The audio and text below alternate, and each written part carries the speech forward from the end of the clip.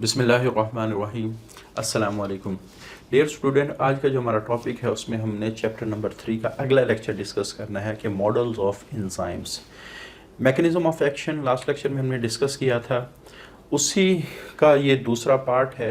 Last lecture में हमने discuss किया था कि जो एंजाइम है वो सबस्ट्रेट को प्रोडक्ट में कन्वर्ट करते हैं, और एक बात और डिस्कस की थी कि एंजाइम स्पेसिफिक होता है, स्पेसिफिक सबस्ट्रेट होती है और उससे फिर प्रोडक्ट बनती है। अगर हमारे पास एंजाइम की प्रॉपर सबस्ट्रेट ना आए तो वो किसी दूसरी सबस्ट्रेट को प्रोडक्ट में कन्वर्ट नहीं करेगा।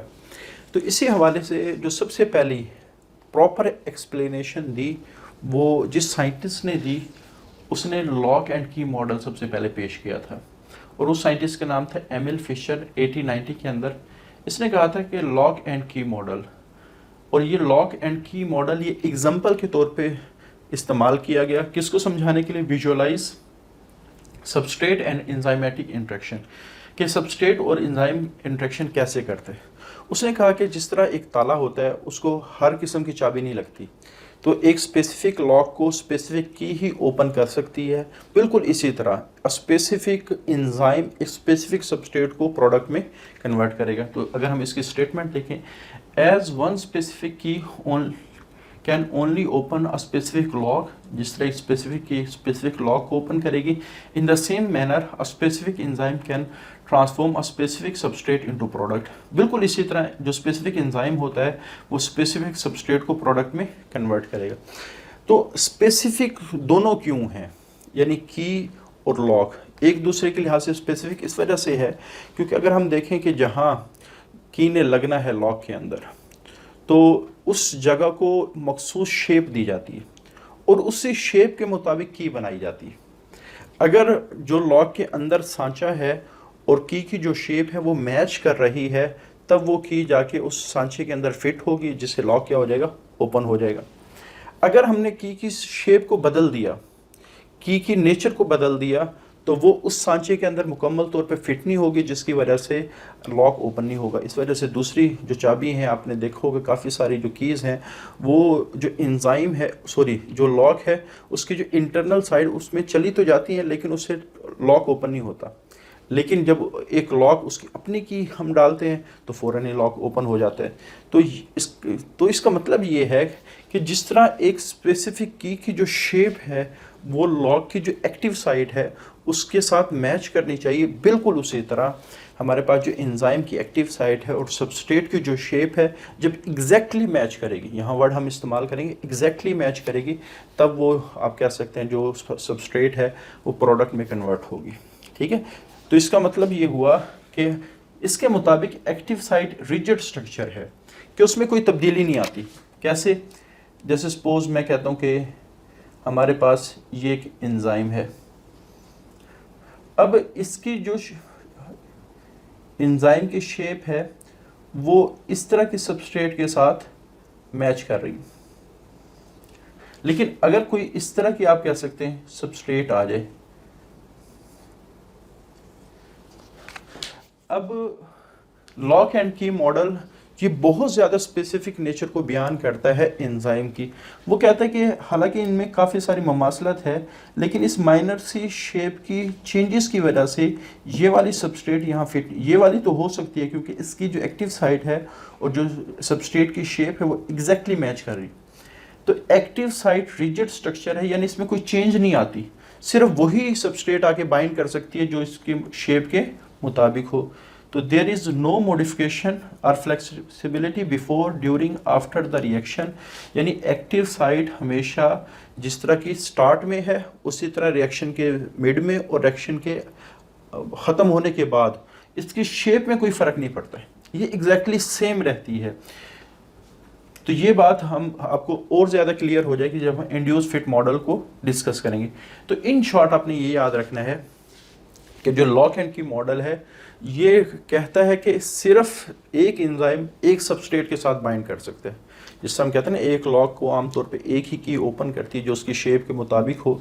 तो ये कहता है कि एंजाइम जो है वो सिर्फ एक सबस्ट्रेट को कैटलाइज कर सकता है। ये जो मॉडल है ये फिर दोबारा मैं आप डिस्कस यही बात हम कर रहे हैं कि जो एंजाइम है उसकी जो बहुत ज़्यादा स्पेसिफिक नेचर को डिस्कस करता है।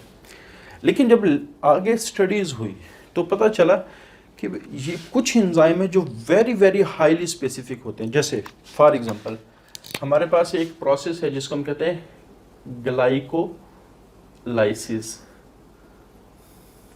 इसमें ग्लूकोज टूटना शुरू होता है, और ग्लूकोज कैसे टूटता है? तो सबसे पहले ग्लूकोज एक कंपाउंड में कन्वर्ट होता है जिसको हम कहते हैं ग्लूकोज 6 फॉस्फेट। अब इसको एक एंजाइम कैटालाइज करते हैं जिसका नाम है ग्लूकोकाइनेज। अब ये ग्लूकोकाइनेज सिर्फ इसी सबस्ट्रेट को कैटालाइज कर सकते हैं, इसके अलावा किसी और सबस्ट्रेट को ये कैटालाइज नहीं करता। तो इसका मतलब है कि ये ग्लूकोकाइनेज इज हाईली स्पेसिफिक। तो ये वाला एंजाइम तो इस मॉडल के मुताबिक बिल्कुल फिट आता है।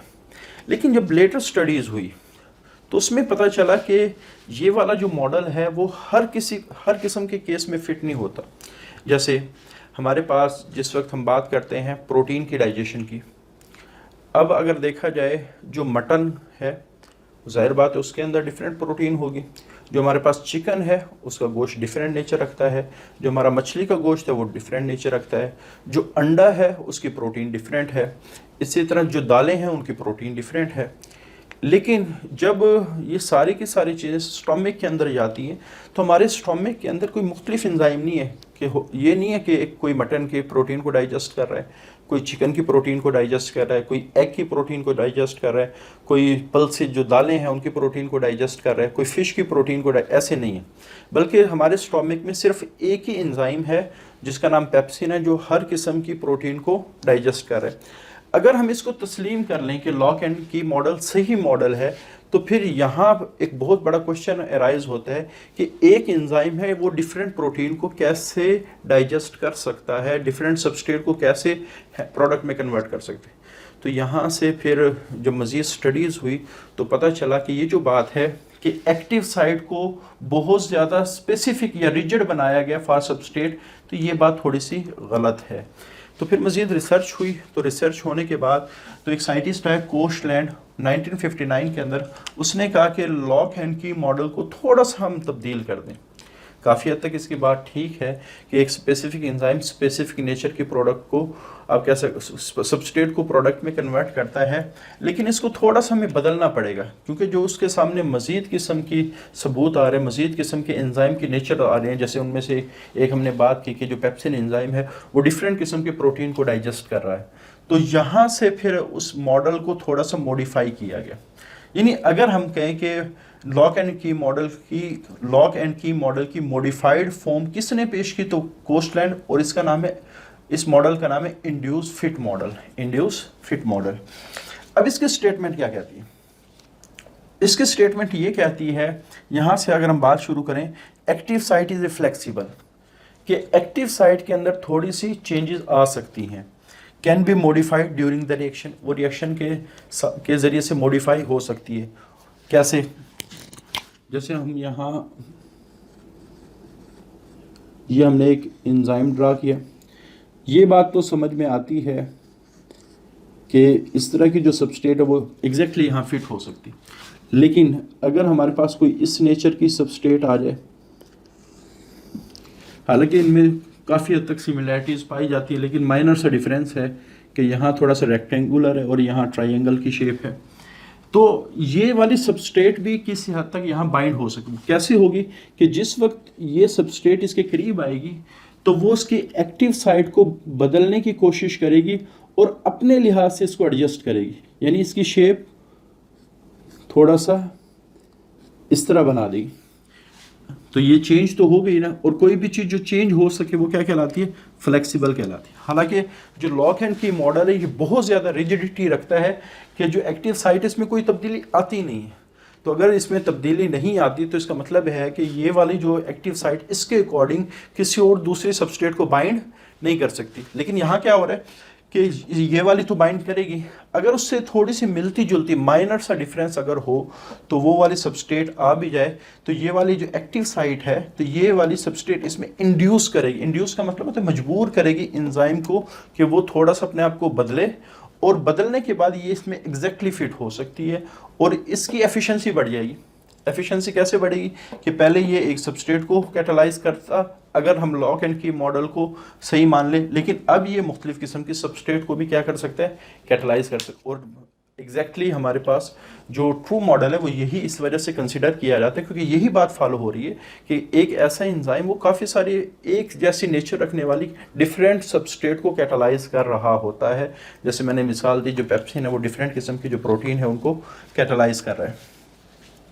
तो अगर हम इसके स्टेटमेंट की बात करें, when a substrate combine with enzyme, जब एक डिफरेंट जो सबस्ट्रेट है वो एंजाइम के करीब आती है, इट इंड्यूसेस, ये मजबूर करती है चेंजेस एंजाइम के, एंजाइम थोड़ा सा अपने आप को बदले, द चेंज इन स्ट्रक्चर, कि वो हमारे पास जो चेंज इन स्ट्रक्चर होगा, इनेबल एंजाइम, वो एंजाइम को इस काबिल बनाएगा to perform its activity more effectively. आप काफ़ी सारी दफ़ा ऐसे शॉप पे गए होंगे, ख़ास तौर पे शूज़ लेने के लिए।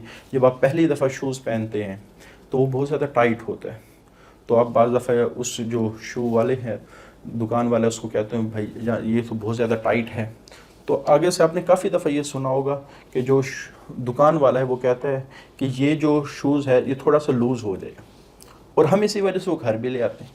अगर उसके अंदर ये लूज़ होने की एबिलिटी ना होती तो बहुत ही कम चांसेस हैं कि वो जो एग्जैक्टली आप कह सकते हैं जूता बनाया गया है कि वो बहुत कम कस्टमर को एग्जैक्टली फिट हो।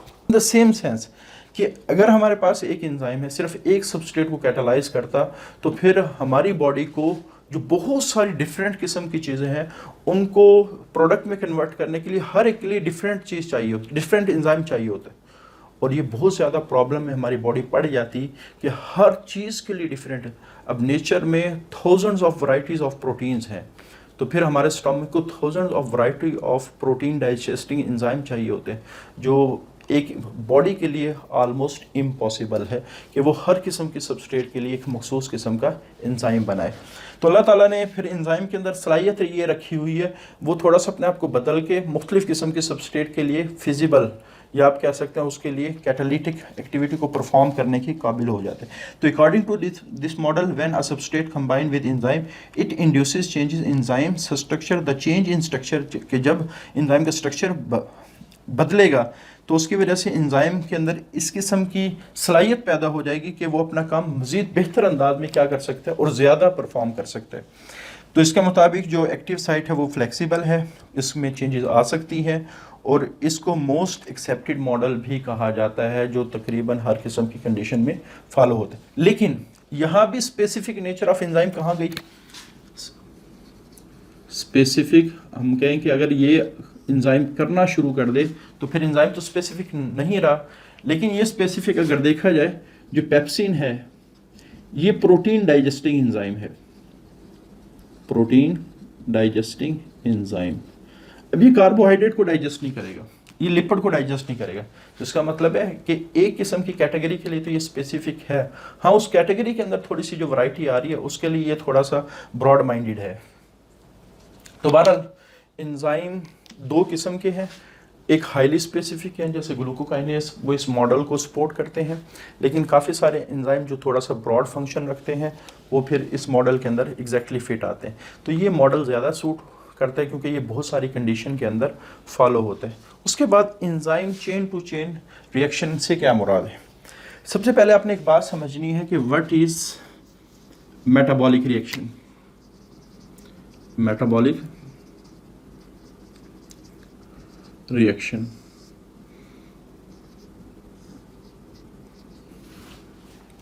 तो अगर सिंगल स्टेप मैकेनिज्म हो के ए से बी बन गया तो ये मेटाबॉलिक रिएक्शन है। तो ए सबस्ट्रेट है, बी क्या है? प्रोडक्ट है। लेकिन बाज़ दफ़ा क्या होता है, जब ए सबस्ट्रेट है इसे ई प्रोडक्ट बनानी हो तो ये डायरेक्टली नहीं बनती, बल्कि स्टेप बाय स्टेप में बनती है। बी पहले बी बनेगा, फिर इससे सी बनेगा, फिर डी बनेगा, फिर जाके ये। तो इसको हम कहते हैं मेटाबॉलिक पाथवे। एक पूरा रास्ता है मेटाबॉलिक रिएक्शन का जिससे वो प्रोडक्ट बन रही है, इसको मेटाबॉलिक पाथवे कहा जाएगा। और हर रिएक्शन को करवाने के लिए एक सेपरेट एंजाइम मौजूद होता है आमतौर पे सेल के अंदर, कि ए से बी, बी से सी, सी से डी, डी से ई को बनाने के लिए एक सीरीज़ ऑफ एंजाइम। तो ये जो सीरीज़ ऑफ एंजाइम है इसको हम कहते हैं enzyme chain to chain reactions, कि पूरी एंजाइम चेन है जो चेन रिएक्शन को क्या कर रही है, कैटालाइज करी, यानी रिएक्शन की एक पूरी चेन है, इसको कैटालाइज करने के लिए एंजाइम की भी पूरी चेन मौजूद है।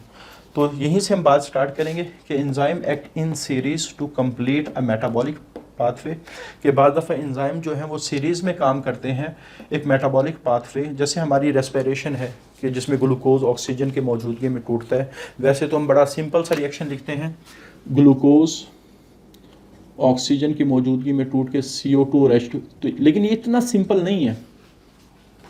हम चैप्टर नंबर 11 में डिस्कस करेंगे। हमारा जो आधा चैप्टर है वो सिर्फ इस रिएक्शन को बताने के लिए, ये 4 बड़े स्टेप में हो रहा है। पहले ग्लाइकोलाइसिस होगी, फिर पायरोविक एसिड ऑक्सीडेशन होगी, फिर पूरा सिट्रिक एसिड साइकिल है, रेस्पिरेटरी चेन है।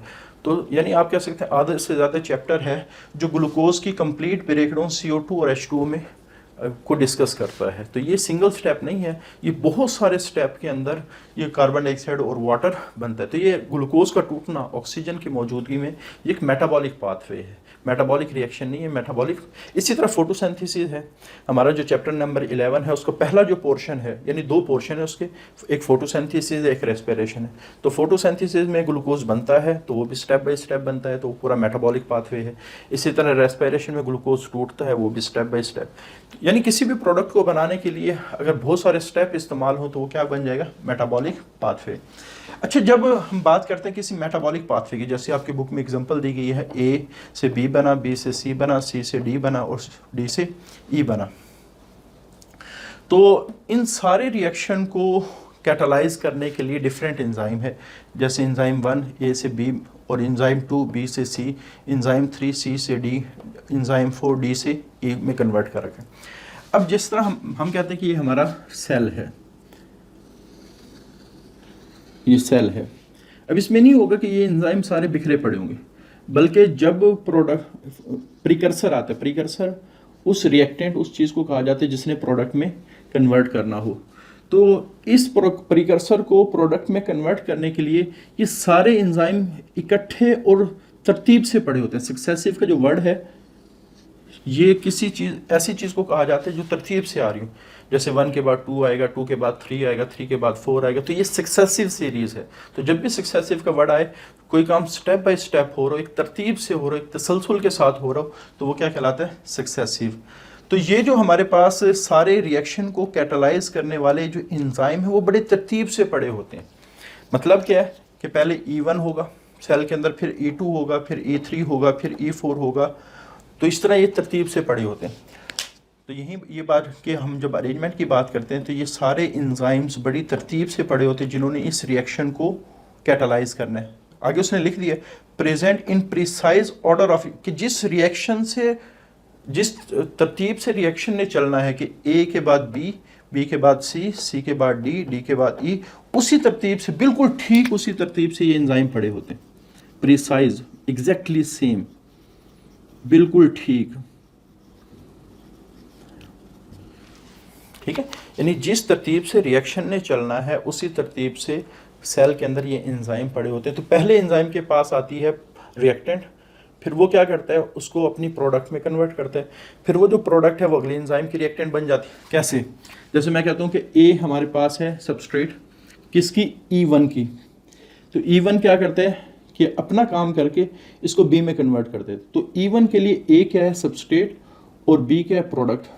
लेकिन E2 के लिए B क्या बन जाती है, सबस्ट्रेट, और E2 की प्रोडक्ट क्या है, C।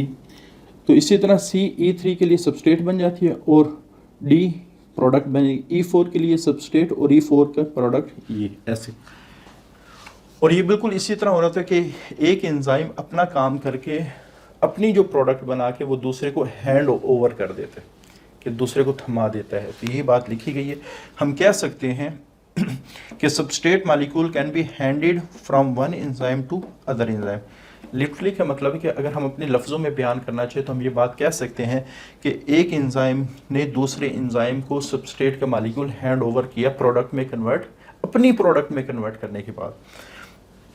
तो in this way the product of one reaction in the pathway is transferred to the enzyme catalysing the next step. तो हमारे पास एक रिएक्शन की जो प्रोडक्ट है, जैसे पहले E1 ने क्या किया, A को B में कन्वर्ट किया, वो क्या करेगा, जो E1 है वो B को E2 के हवाले करेगा और E2 अगले स्टेप को कैटालाइज कर रहा है। यानी ये पूरा पाथवे में काम किस तरह हो रहा है कि पहले एंजाइम ने अपनी सबस्ट्रेट को अपनी प्रोडक्ट में कन्वर्ट करके अगले एंजाइम को हैंड ओवर कर दिया और अगला एंजाइम फिर अगले स्टेप को कैटालाइज करेगा कि वो B से C बना रहा होगा। तो ये इस तरह हमारे पास फाइनल प्रोडक्ट बनेगी। अब ये जो एंजाइम है क्या ये मुसलसल काम करते रहेंगे? जैसे फॉर एग्ज़ाम्पल हम जिस वक्त मुख्तलिफ़ कंडीशन से हमारा सामना होता है कि बाज़ दफ़ा हमें एनर्जी की ज़रूरत बहुत ज़्यादा होती है और बाज़ दफ़ा एनर्जी की ज़रूरत बहुत कम होती है। जैसे हम भाग रहे हैं तो हमें बहुत ज़्यादा एनर्जी चाहिए और जब हम लेटे हुए हैं तो हमें बहुत ज़्यादा एनर्जी कम चाहिए। तो क्या हमारी बॉडी में हर वक्त केमिकल रिएक्शन एक ही जितनी एनर्जी प्रोड्यूस कर? तो इसका जवाब है नो। कैसे? हमारी जो ये पूरी सीरीज़ के अंदर दो किस्म के कंट्रोल सिस्टम लगे हुए हैं। एक को हम कहते हैं फीडबैक इनहिबिशन और दूसरी हमारे पास है फीडबैक एक्टिवेशन। फीडबैक का लफ्ज़ी मतलब है कि किसी ज़रूरत के लिहाज से काम करना, ज़रूरत के लिहाज से काम करना, किसी की बात को सामने रख के काम करना। जैसे फॉर एग्ज़ाम्पल मैं कहता हूँ कि एक आप प्रोडक्ट है, आप उसके बारे में फ़ीडबैक देते हो कि ये अच्छी नहीं है, तो इसका मतलब है कि वो दूसरे लोगों को नहीं बेची जानी चाहिए। आप अपने दोस्तों को, अपने बहनों को, अपने भाइयों को मशवरा देते हो कि ये प्रोडक्ट बड़ी ख़राब है, तो आप उनको ये कहना चाह रहे हो कि ये काम आपने नहीं करना, कि ये इस प्रोडक्ट को नहीं ख़रीदना। तो ये फ़ीडबैक है कि किसी चीज़ के बारे में ऐसी राय कायम करना जिससे वो काम या तो बंद कर दिया जाए या स्टार्ट कर दिया। अब एक प्रोडक्ट है वो बहुत अच्छी है, तो इसका मतलब ये हुआ कि आप दूसरों को अगर ये राय दे रहे हैं कि इस प्रोडक्ट को ख़रीदना, तो आप उस प्रोडक्ट के बारे में फ़ीडबैक दे रहे हैं कि इस प्रोडक्ट अच्छी है, इस वजह से इसको ख़रीदा जाए। तो यहाँ भी हमारे पास इसी तरह होता है कि जिस वक्त रिएक्शन स्टार्ट होता है तो प्रोडक्ट बनना शुरू होती है। सपोज मैं कहता हूँ कि एक फ़र्जी सिचुएशन है, उसमें हमें 10 E के मालिक्यूल चाहिए, ये हमारी ज़रूरत है। तो ये रिएक्शन होना शुरू होगा, 1 प्रोड्यूस होगा, 2, 3, 4, 5, लेकिन जब ये 11वां मालिक्यूल प्रोड्यूस होगा तो यहाँ किसी न किसी एंजाइम को रोक दिया जाएगा। वो E1 भी हो सकता है, E2 भी हो सकता है, E3 भी हो सकती है, ये डिपेंड करता है सेल की अपनी फंक्शनिंग के ऊपर। तो कोई भी अगर इस एंजाइम रुक जाए तो ऑटोमेटिकली प्रोडक्ट बनना क्या हो जाएगा, रुक जाएगा। अब फिर क्या होगा कि जाहिर बात है प्रोडक्ट कम होना शुरू हो गया। तो जिस वक्त एक लेवल से अब जैसे नो प्रोडक्ट पे आ गई बात, तो ये काम दोबारा स्टार्ट हो जाएगा, वही काम दोबारा एक्टिवेट कर दिया जाएगा। तो हमारी बॉडी में जो हर रिएक्शन है, हर मेटाबॉलिक पाथवे को ज़रूरत के लिहाज से कंट्रोल किया जा रहा है। अगर चीज़ ज़रूरत से ज़्यादा हो रही है तो फीडबैक इनहिबिशन के ज़रिए से उसको रोक दिया जाएगा। अगर ज़रूरत से कम है तो फीडबैक एक्टिवेशन के ज़रिए से उसको स्टार्ट कर दिया जाएगा। तो इस तरह ये एंजाइम काफ़ी सारे जब मिल के काम कर रहे होते हैं तो इसको हम कहते हैं ये enzyme chain to chain reactions हैं। तो ये हमारा आज का लेक्चर है जिसमें हमने 2 मॉडल्स को डिस्कस किया। अच्छा, डिफरेंस अगर आप लोग लिखना चाहें तो कैसे लिख सकते हैं? पहला डिफरेंस तो साइंटिस्ट का होगा कि ये एमिल फिशर ने पेश किया था, ये कोस्टलैंड ने पेश किया। दूसरे इनके स्टेटमेंट कि ये स्टेटमेंट ये कहती है कि स्पेसिफिक की स्पेसिफिक लॉक को ओपन करती है, इसी तरह जो स्पेसिफिक एंजाइम है वो स्पेसिफिक प्रोडक्ट सबस्ट्रेट को प्रोडक्ट में कन्वर्ट। इसके स्टेटमेंट क्या है कि जब सबस्ट्रेट एंजाइम के करीब आती है तो एंजाइम उसको के लिहाज से अपने आप को थोड़ा सा चेंज करता है, जिसकी वजह से एक आप कह सकते हैं जो सबस्ट्रेट है वो अच्छी तरह प्रोडक्ट में कन्वर्ट होती है। फिर आप एक्टिव साइट के बारे में, ये मॉडल कहते हैं कि एक्टिव साइट में कोई मॉडिफिकेशन नहीं होती। ये मॉडल कहते हैं एक्टिव साइट बदल सकती है, थोड़ी सी माइनर, ये जो फ्लेक्सिबिलिटी नहीं, ये माइनर सी है, बहुत ज़्यादा चेंजेस नहीं आती।